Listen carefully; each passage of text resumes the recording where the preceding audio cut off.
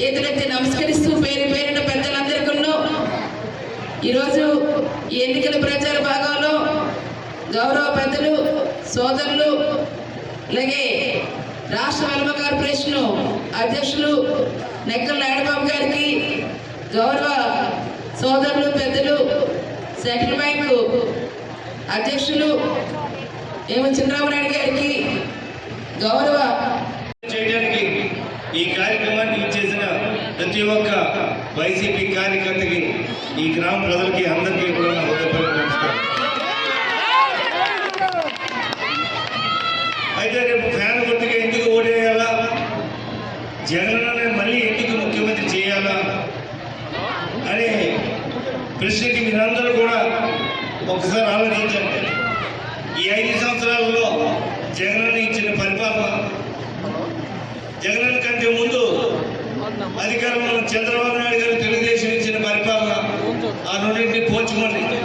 ఈ 5 సంవత్సరాల్లో ఈ రాష్ట్రంలో ప్రతి ఒక్క కుటుంబానికి పెద్ద దిక్కుగా ఉంటున్న మన జగనన్న, అదేవిధంగా 2019 ఎన్నికల్లో ఇచ్చిన ప్రతి ఒక్క మాట కూడా నెరవేర్చుకున్న జగనన్న.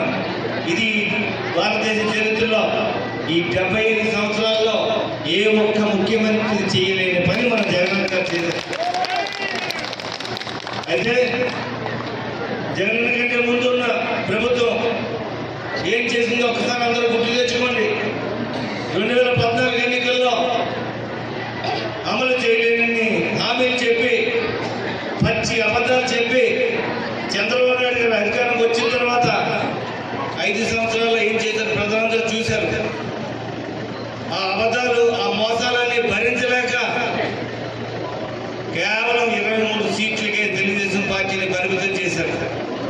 అయితే ఈ 5 సంవత్సరాల్లో 1.5 సంవత్సరం కరోనా, ఆ కోవిడ్ పాండమిక్ కష్టకాలంలో కూడా జగన్ ఇచ్చిన ప్రతి ఒక్క మాట నెరవేర్చుకుంటూ, ఏ ఒక్క పథకం ఆపకుండా, ఆర్థికంగా ఎన్ని ఇబ్బందులు ఉన్నా కూడా ఇచ్చిన మాట నిలబెట్టుకున్న ఏకైక ముఖ్యమంత్రి జగన్.